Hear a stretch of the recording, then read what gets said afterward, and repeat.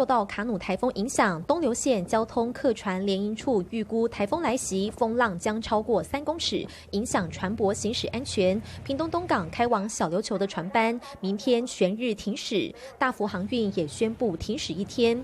不少游客趁着今天还有船班，仍依照原定计划搭船要到小琉球玩。你们打算去小琉球几天？3天。那今天的海象啊，你们会担心吗？有一点。怎么说？因为风大。好怕海浪太大会晕船这样子。